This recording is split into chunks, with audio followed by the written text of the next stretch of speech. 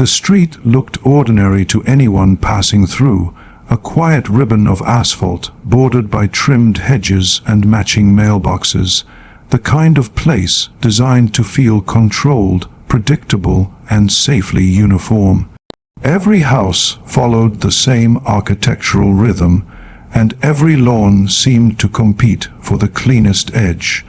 It was the sort of neighborhood where rules were not just written but silently enforced by glances, whispers, and the occasional clipboard carried with purpose. Beneath that polished calm, however, lived a constant tension between ownership and authority, between what was assumed and what was actually true. At the far end of the street sat a modest home that broke the unspoken rhythm. It was not flashy or neglected, but it carried a quiet difference that attentive eyes noticed. The driveway saw more activity than most, not loud or disruptive, but steady and purposeful. Deliveries arrived at regular intervals. A few visitors came and went during business hours, always respectful, always brief. To the homeowner, it was simply life, work blending into home the way it had for years. To others, especially those who believed the street belonged to a certain social order, it was a problem waiting to be corrected. The homeowner had built a small, legal home-based business from the ground up. It was the kind of operation that thrived on consistency rather than attention.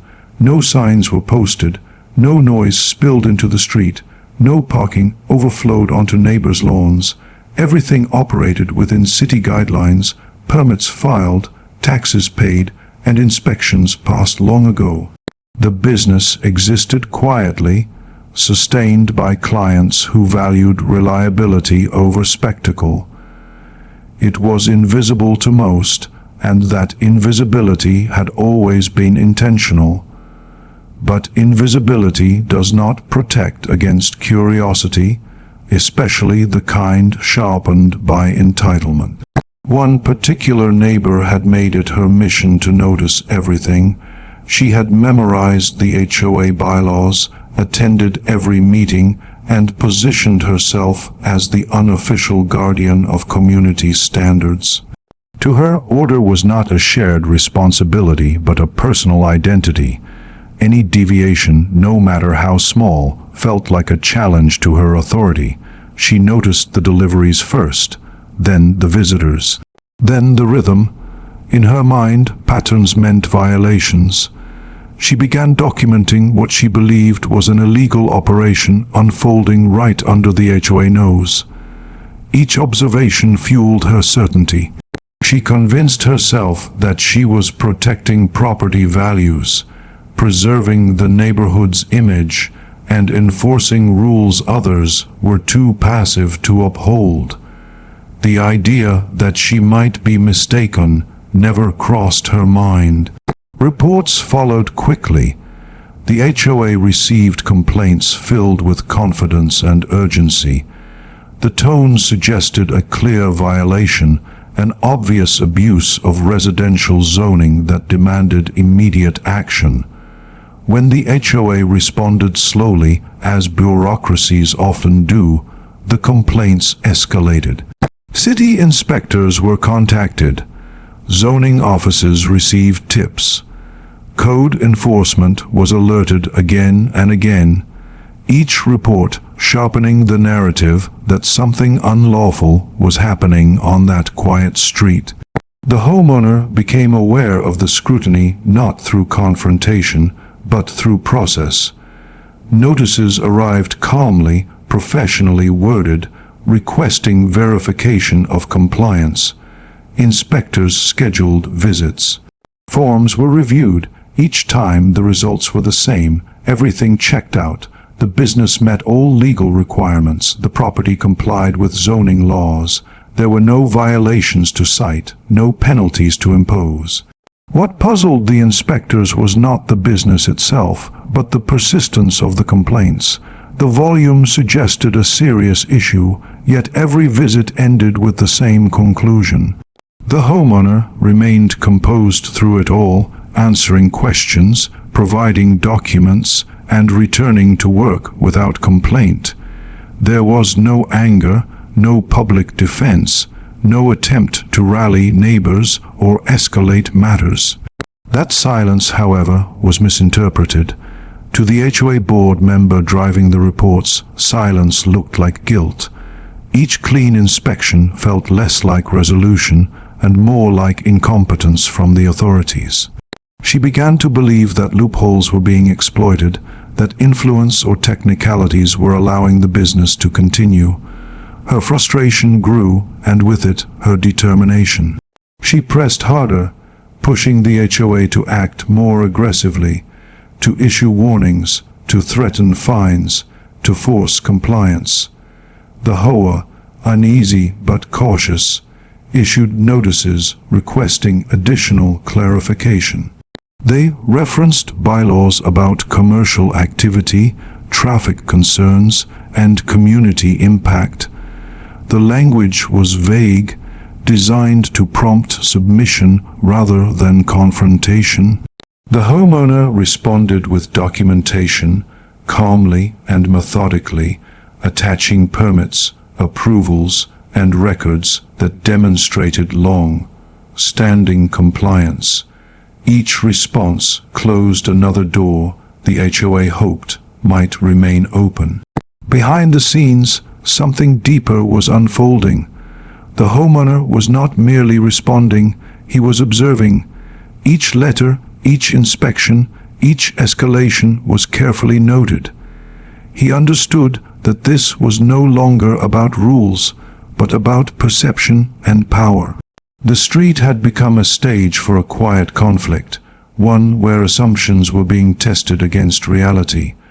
What no one on the HOA board, and certainly not the relentless reporter, had bothered to confirm was the foundation beneath their authority. The street itself, the very road they believed defined their jurisdiction, carried a history older than the HOA, older than most of the homes lining it. Its ownership was not communal in the way people assumed. It was private, established through records rarely revisited because no one ever thought to question them. As complaints continued to pile up with no results, frustration turned into confidence on the other side.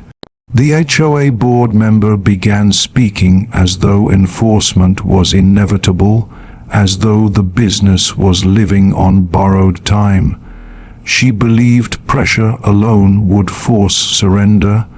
She believed the system would eventually bend to persistence. The homeowner, meanwhile, began preparing quietly. He requested archived documents from the county. He reviewed plats, easements, and original development filings. What he found was not new to him, but he knew it would be shocking to others. The street was not merely adjacent to his property. It was his, legally and entirely, maintained privately, governed by agreements established long before the HOA ever existed. The business was legal. The property was compliant, and the access the HOA believed it could regulate was never theirs to control. As another inspection closed without issue and another complaint went unanswered, the balance of the situation began to shift. The HOA pressure had reached its peak, but the ground beneath it was starting to crack. The homeowner had all the proof he needed, and soon the street that symbolized order and authority would become the very thing that unraveled it. By the time the second wave of complaints reached the city offices, the tone had shifted from concern to accusation. The reports were no longer framed as questions about compliance, but as assertions that enforcement had failed. The language implied negligence, favoritism, and loopholes being abused. It was clear that whoever was filing them believed persistence alone would force a different outcome. What she did not realize was that each new complaint only widened the paper trail, documenting her own fixation more clearly than any alleged violation. City departments began coordinating internally. When multiple agencies receive repeated reports about the same address with no findings, the situation stops being about the property and starts being about the source. Inspectors compared notes. Zoning officers reviewed past visits. Code enforcement pulled records going back years. Everything pointed to the same conclusion. The home business was compliant, properly permitted, and operating well within legal limits. Yet the HOA continued to push. Letters were drafted citing community standards rather than laws, implying that legality did not equal acceptability. Subtle threats of fines and restrictions were layered into polite language. The homeowner received them calmly, reading each one not as a warning but as evidence. Each line revealed assumptions about authority that were never verified. Each reference to jurisdiction rested on the belief that the HOA governed the street itself. That belief was widespread. Residents paid dues, attended meetings, and accepted rules without question. The HOA managed landscaping, signage, and appearances. Over time, those visible responsibilities had evolved into a sense of ownership that went unchallenged. No one asked who actually owned the road beneath their tires. No one questioned who had granted access or on what terms. The street simply existed, and so did the authority presumed to govern it. The homeowner knew better. He always had. When he purchased the property years earlier, he had done so with careful attention to details others overlooked. The deed did not end at the edge of the lawn. It extended outward, encompassing the private road itself. Along with it came access rights, maintenance responsibility, and legal control. The HOA had formed later, built around the street, not over it. Their rules applied to houses, not the land beneath the road. For years, this distinction had never mattered.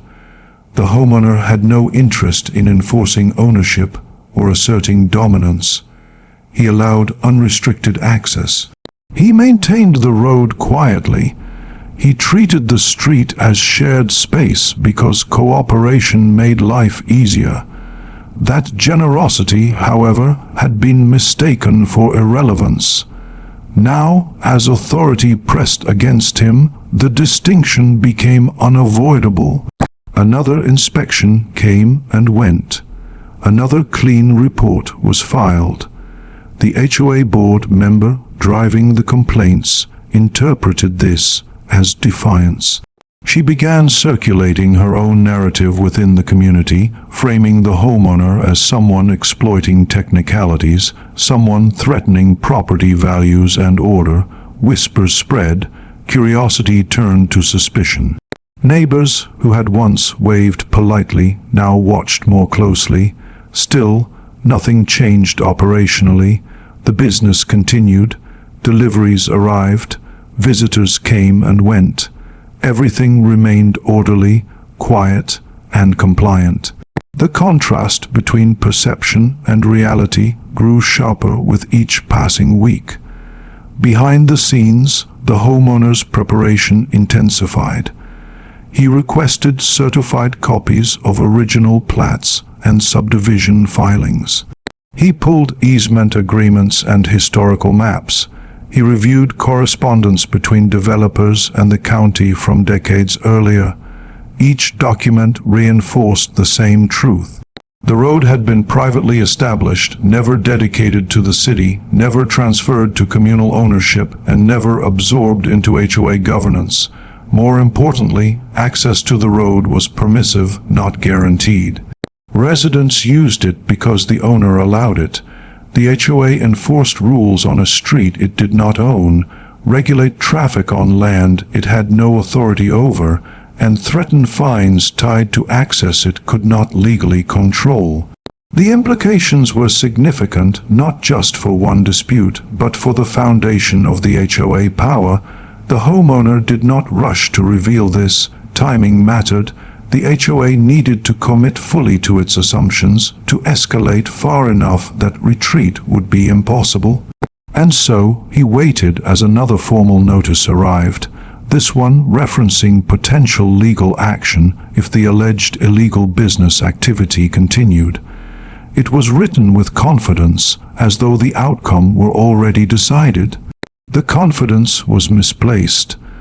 The homeowner responded with a short acknowledgement, neither defensive nor confrontational. He requested clarification on which specific bylaw applied and how the HOA defined its jurisdiction over the street. The question was simple, but it landed heavily. It forced the board to articulate authority it had never formally examined. In response, the HOA doubled down. They cited general provisions, referenced community standards, and avoided specifics. The language grew broader, not sharper. It was clear they were relying on assumption rather than documentation. That response was the final confirmation the homeowner needed. At the same time, city officials began pushing back quietly. Internal notes questioned the legitimacy of continued inspections. Some agencies flagged the address to prevent redundant visits. Others suggested the HOA resolve the matter internally, recognizing that no legal violation existed. The system was signaling that the case was closed, but the HOA refused to hear it. The board member leading the charge interpreted this resistance as validation of her belief that the homeowner was manipulating the system. Her frustration turned personal. What began as rule enforcement had become a matter of pride. She was determined to prove she was right, even if it meant forcing the issue into a public confrontation. That confrontation was approaching faster than anyone realized. The homeowner assembled his documentation into a single, organized file. Deeds, maps, agreements, letters, everything was labeled, dated, and verified. It was not dramatic evidence, but it was irrefutable.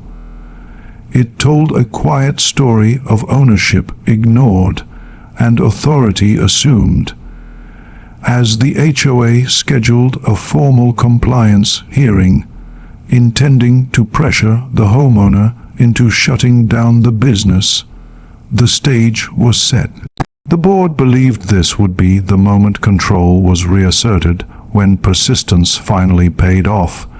They expected explanations, excuses, maybe even capitulation. What they did not expect was that the very street they claimed to govern would become the centerpiece of their unraveling. The compliance hearing was scheduled as a formality, at least in the minds of those who called it. HOA hearings often followed a predictable rhythm. Accusations framed as concerns, references to bylaws spoken with authority, and quiet pressure designed to compel submission. The room itself reflected that expectation. Neatly arranged chairs, printed agendas, and board members seated with practiced confidence created an atmosphere where outcomes felt predetermined. It was a space built to affirm power, not question it. The homeowner arrived without spectacle. No entourage, no legal team flanking him, no visible emotion on his face. He carried a single, well-organized folder and took a seat without drawing attention. To the board, his calm reinforced their belief that he was on the defensive. Silence, they assumed, meant uncertainty. They mistook restraint for weakness. As the hearing unfolded, the HOA framed the situation as a matter of community protection. They referenced traffic concerns, commercial activity restrictions, and the importance of uniform standards. The narrative was polished, rehearsed, and confident. It relied heavily on the idea that the HOA governed not just the homes, but the shared spaces that connected them. The street was spoken of as communal property, an unquestioned assumption that underpinned every argument made. What the board did not realize was that each reference to the street, each assertion of control over access and use, only strengthened the case against them. They were building a record of claims they could not support, documenting authority they did not possess. The homeowner listened patiently, making notes not out of necessity, but out of precision. When the focus turned fully to the alleged illegality of the home business, the tone sharpened. The repeated inspections were framed as leniency, the lack of citations as temporary restraint. The implication was clear: compliance was expected, and resistance would not be tolerated indefinitely. The HOA confidence peaked in that moment, certain that escalation had finally cornered the issue. It was then that the homeowner began to reframe the discussion, not through argument, but through clarification. He did not challenge the bylaws directly. He did not dispute the HOA role in maintaining appearances.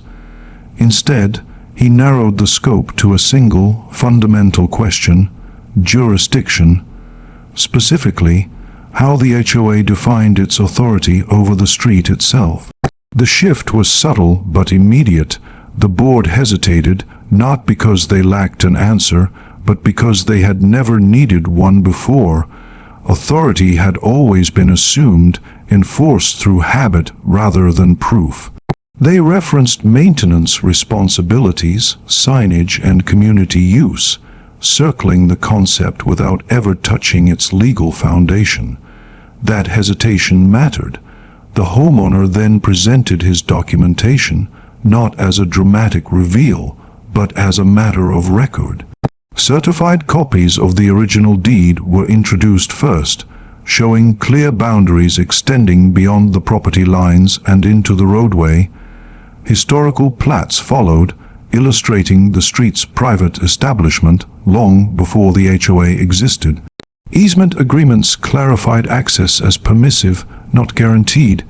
Each document built upon the last, constructing a narrative grounded in fact rather than belief. The room grew quieter, not because of shock, but because of recognition. Some board members began to understand what was unfolding. The street they had referenced so casually was not a communal asset. It was privately owned, governed by agreements they had never reviewed, and authority they had never questioned. The implications extended beyond one business dispute. They touched every fine issued, every rule enforced, every assumption made about control. The homeowner did not gloat. He did not accuse.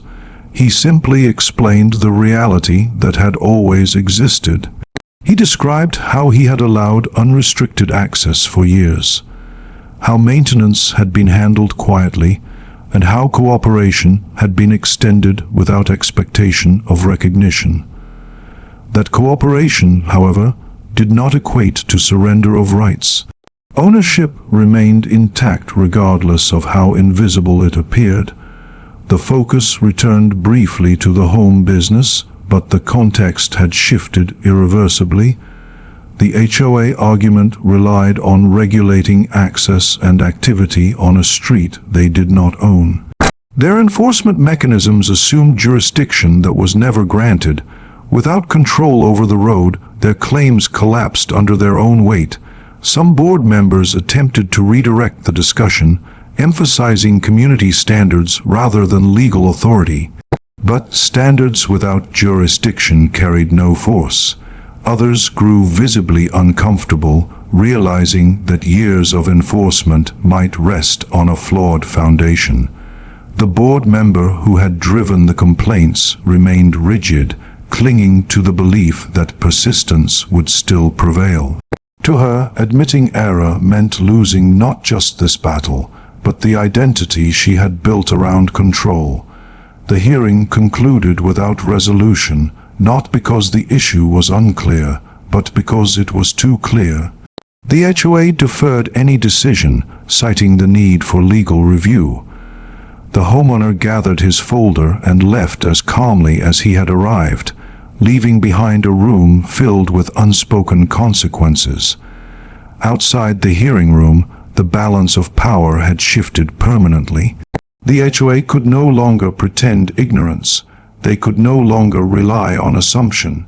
Every future action would be measured against the records now entered into their own files. In the days that followed, the community buzzed with quiet speculation. Word spread that the hearing had not gone as planned, that something about ownership had been revealed. Details were vague, but uncertainty replaced confidence. Neighbors began to wonder what else they did not know about the structures governing their lives. The homeowner returned to his routine, continuing his business without interruption. Deliveries resumed, clients arrived. Nothing changed outwardly, yet everything had changed beneath the surface. The street itself had become a silent witness to the truth finally acknowledged. The HOA now faced a choice: retreat quietly or escalate further and risk exposing the full extent of their overreach. Either path carried consequences, but one would lead to far greater unraveling.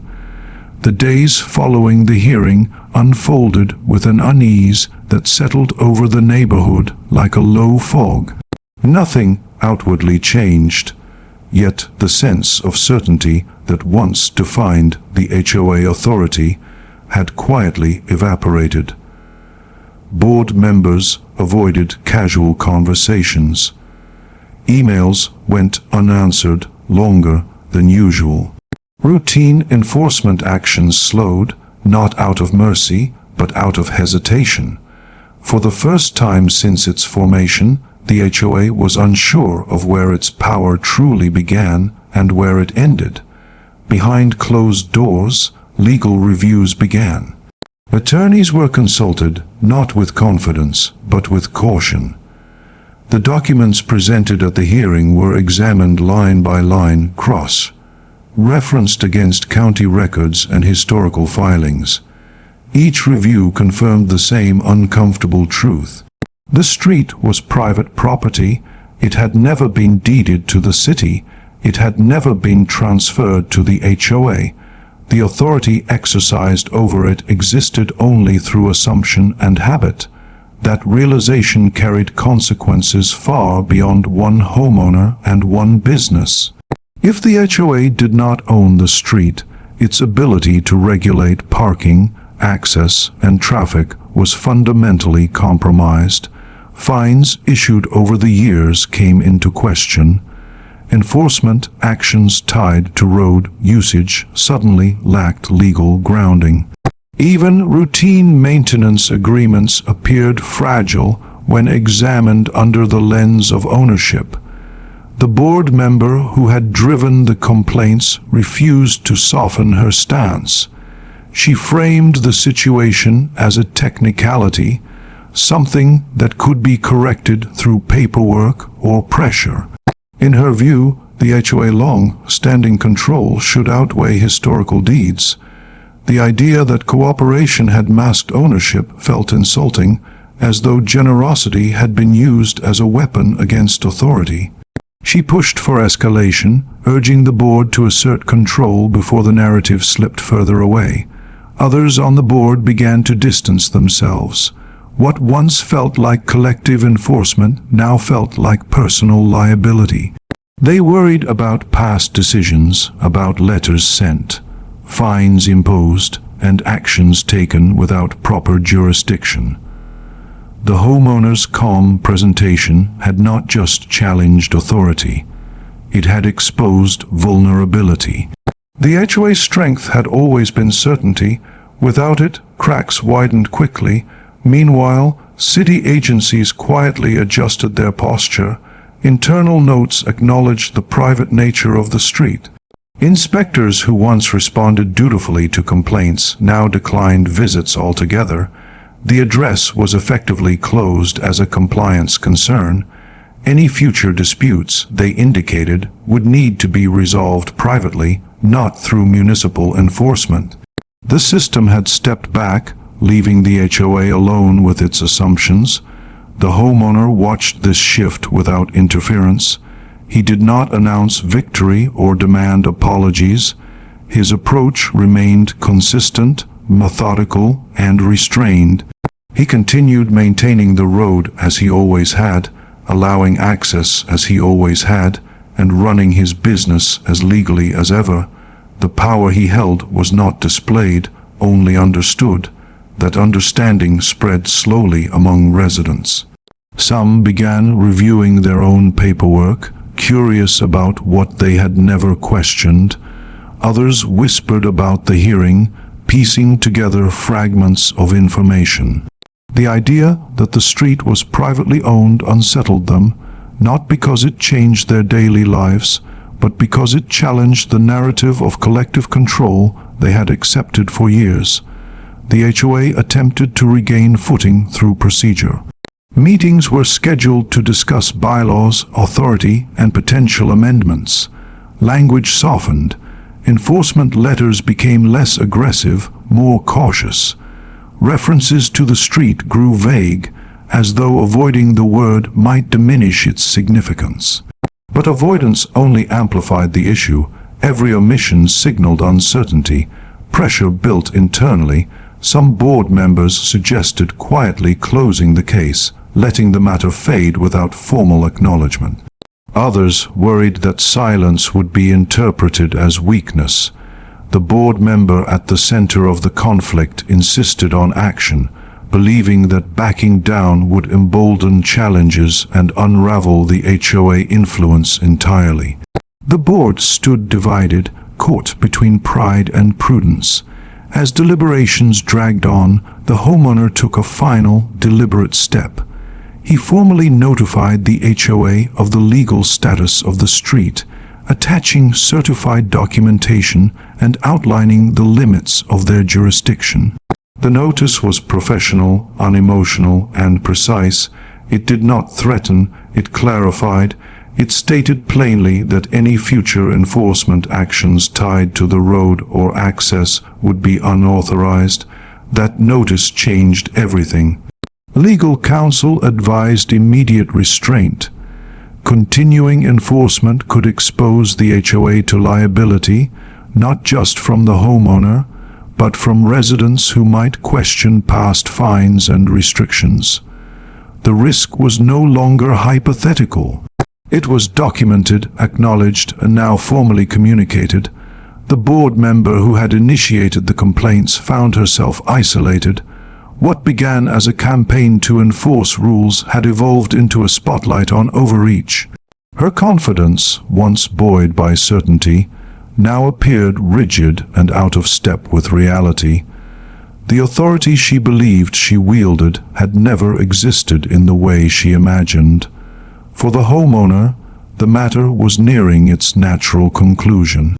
He had not sought control, recognition, or dominance. He had only sought clarity and respect for boundaries long established. The conflict had forced those boundaries into view, where they could no longer be ignored. As the HOA prepared its next meeting, the agenda shifted from enforcement to damage control. Questions about governance, liability, and reform took center stage. The story was no longer about an alleged illegal business. It was about a system confronting the limits of its own authority. The HOA next meeting felt different before it even began. The familiar confidence that once filled the room was gone, replaced by cautious silence and careful phrasing. Board members arrived early, not to socialize, but to prepare. Papers were stacked higher than usual. Legal opinions sat beside agendas. Every decision now carried weight, and everyone in the room understood that the association was no longer operating from a position of unquestioned authority. The homeowner did not attend this meeting. He did not need to. His presence had already been felt in the documentation circulated among the board. The certified deeds, plats, and legal notices spoke clearly enough on his behalf. For the first time, the HOA was forced to confront the difference between influence and ownership, between routine enforcement and lawful jurisdiction. Legal counsel laid out the reality in unmistakable terms. The street was privately owned. The HOA had no inherent authority over it. Any enforcement tied to road usage, access, or activity was legally unsupported. Continuing to pursue the homeowner would not only fail, but potentially expose the association to significant liability. Past actions, if challenged, could unravel quickly. That assessment reframed everything. The board member who had initiated the complaints attempted to argue that community norms should matter, that years of control established precedent. But precedent without legal standing offered no protection. The association had relied on assumption, and assumption was now its greatest weakness.